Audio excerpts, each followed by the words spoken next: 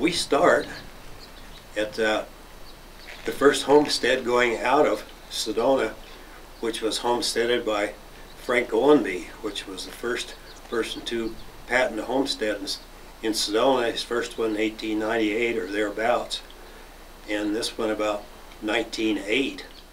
My name is Paul Thompson, and my grandfather was the first settler in Oak Creek Canyon. He came in there in 1876, 100 years after this nation come into existence, and located at what we call Indian Gardens today. We go over to the old spring over there where the actual Indian Gardens were growing of corn and squash, where the Yavapai Apache had been there the previous year before they were moved out with the military. That's a place my dad used to say. His dad said when they came in there, they rode in horseback, and old Ben Koppel, a partner of his, got off and got a drink out of that spring, and he asked him, was the water any good? He said, no, it's hot, you don't want any of it. So he's thirsty, so he said, I got off and had a drink of that water, it's cold, like knocked my teeth out.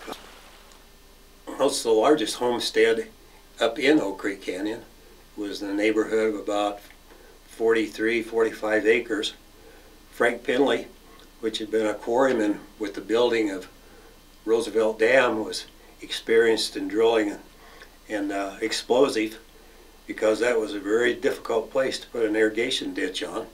And it was one of the most extensive orchards in the Oak Creek Canyon area. And he was a great orchardist. Lived there until his death in 1953. Garland's was homesteaded about 1908 by Jess Howard.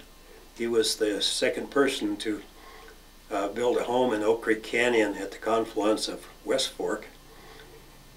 He lived there until 1923 as an old bachelor and farmed and mined. The first person that I knew owned it was Frank Todd. He had the property in about 1932 plus or minus, and operated, and he built the first cabins there. He built them for miners and other businessmen in the Jerome area to come up as a place to spend time and go fishing and enjoy the cool weather. The kitchen part of the building is the old original cabin that Jess Howard built there.